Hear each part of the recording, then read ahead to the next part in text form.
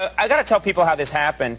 I bump into you on an airplane, and we start talking. You said, I really want to come on the show, and I thought, well, you want to come on to... I begged. You begged, which no one does, by the way, you know?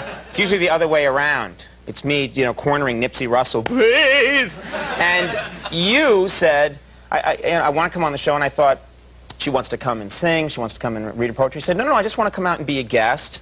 And I get your book, and I start looking through the book, and the first photograph that I see... It's taken so long. I know, but listen, this is interesting. The first photograph I see is a photo of Johnny Carson, who it turns out is your hero. Yeah. That was so cool. And I never thought that Johnny Carson would be your hero. I mean, he's a hero to a lot of people, but I didn't realize that that would be you. Yeah.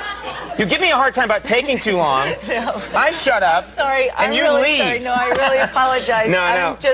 I'm really excited to be here, and usually I talk a real lot, and I'm a really good talker, and I've been wanting to be on television for like 2 decades now, and I've been fantasizing it since I was in high school, and I even thought, you know, eventually, like, I would come on the show and I'd be a really good talker and say really cool things and be really funny, and then finally I would get your desk and I would take over the talk show, and now I'm here, and I can't... I'm rooting for you now. First of all, we have someone who's excited to be here, first of all, which is very cool. No, I am excited. I think being on TV with, I mean, there's all these people here, and we're all live, and we're all looking at each other, and then, later on tonight, there's going to be like a couple of million people watching, and not a couple of million. We gotta talk. Maybe I should rename your show. That's what. I think maybe you should be sitting here. Yeah. No matter how many people are, it's really exciting. No, it is a couple million. It's cool. Yeah. Is that Johnny over there? Yeah, we got pictures of Johnny. Well, and... how come you never show that wall? That's really a nice wall. You have Jack Parr. Right. Johnny. Right. Dave's over there, and. Dave, and who's that guy? I can't... We don't know. No, that's Steve Allen without his glasses. Oh, yeah, sorry. Excuse me. Yeah. No. The thing that I thought was really great was how he could bail out of any situation. And, well, I already read it in the book, so it's sort of redundant, but it's how I feel about him. He was like a human parachute. Just bail out anything. And, you know, the way that he spars with people and hecklers, and he always comes up, you know, like a gentleman, and one cooler or one funnier than the person who's bugging him.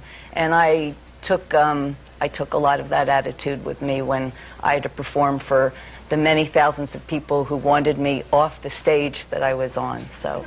Well, what he was, I guess, most famous for is if the crowd wasn't going for what he was saying in his monologue, he could make the joke not working really funny. Yeah. And you feel like you use that in your performances? Well, yeah. I mean, I think about you know, he had a lot of courage, and I just try not to be afraid, and he was a great improviser, you know. If he could, you know, if things weren't going very good, like right now, he'd know what to do.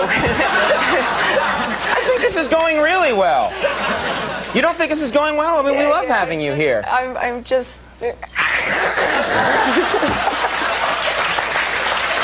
I don't know. First of all, someone get Johnny on the phone and find out what we should do. I have to tell you, I was really shocked to hear all the cursing going on this show. Really. You've been missing out. Boy, that's the way it is here every night. That's why they kept me off of TV for 20 years, afraid I was going to say a curse word, and I finally get on TV, and there's cursing all over the place.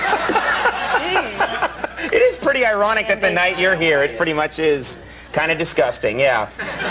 Well, that's what it's been like. It's changed a great deal. Is this something like, could you see yourself having your own show like this? Would you want to do it now? All the time. Would you still want to do it? You mean this moment? Well, why don't you come over here and sit behind the desk when we go to commercial? You want to do it? Let's feel it out. Come on. You sit there.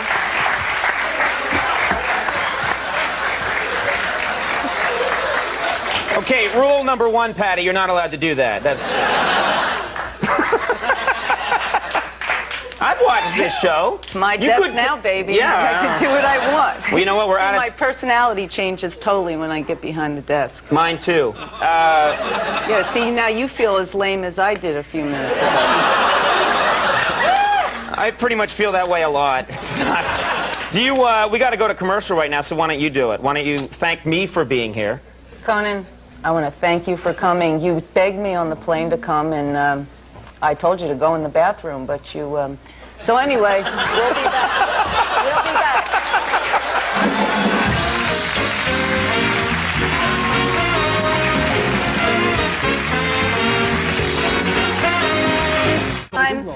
Thanks to the band, all our guests, Andy and Conan. Bye-bye.